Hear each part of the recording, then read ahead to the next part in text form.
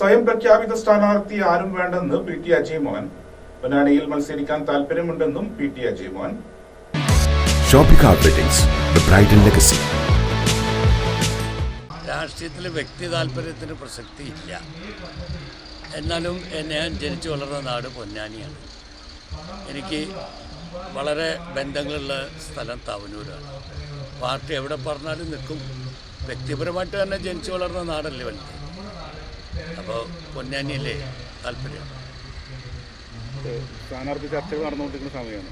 അപ്പോൾ ആ ചർച്ചകളിലൊക്കെ എത്രത്തോളം പ്രതീക്ഷയാണ് ഉള്ളത്? രാഷ്ട്രീയ പ്രവർത്തനത്തെ സംബന്ധിച്ചൊക്കെ പ്രതീക്ഷയല്ലേ. നമ്മളൊക്കെ ഇതിൽ പ്രതീക്ഷയിൽ നിൽക്കുക. അതിന് രാഷ്ട്രീയ പ്രവർത്തനത്തിന് MLA ആവണമെന്നൊന്നും ഇല്ലല്ലോ. പക്ഷേ പാർട്ടി പ്രവർത്തനത്തിൻ്റെ ഭാഗമായി പാർട്ടി തീരുമാനിക്കുന്നു, ആ തീരുമാനിച്ച് നടപ്പിലാക്കുന്നു. പാർട്ടി എന്ത് പറഞ്ഞാലും അനുസരിക്കുക. അപ്പോൾ പാർട്ടി പൊന്നാനി മത്സരിക്കാൻ പറഞ്ഞാൽ പൊന്നാനി മത്സരിക്കും, തവനൂർ മത്സരിക്കാൻ പറഞ്ഞാൽ തവനൂർ മത്സരിക്കും. 2 തവണ പൊന്നാനി മത്സരിച്ച് 1 തവണ നേരിയ വോട്ടിന് പരാജയപ്പെട്ടതാണ്. കോൺഗ്രസ്സിൽ സ്വയം പ്രഖ്യാപിത സ്ഥാനാർത്ഥി ആരും വേണ്ട എന്ന് KPCC തന്നെ പറഞ്ഞിട്ടുണ്ട്. ഞാൻ ഇത്രയും കാലമായിട്ട് ഞാൻ പൊന്നാനി സ്ഥാനാർത്ഥിയാണ്, തവനൂർ സ്ഥാനാർത്ഥിയെന്ന് പറഞ്ഞിട്ടില്ല. അങ്ങനെ സ്വയം പ്രഖ്യാപിത സ്ഥാനാർത്ഥിയൊന്നും ആരും വേണ്ട. പാർട്ടി സ്ഥാനാർത്ഥി ആരെ പ്രഖ്യാപിച്ചാലും പാർട്ടി പ്രവർത്തകർ അത് 2 കൈ നീട്ടി സ്വീകരിക്കുക. അത് ആരായാലും.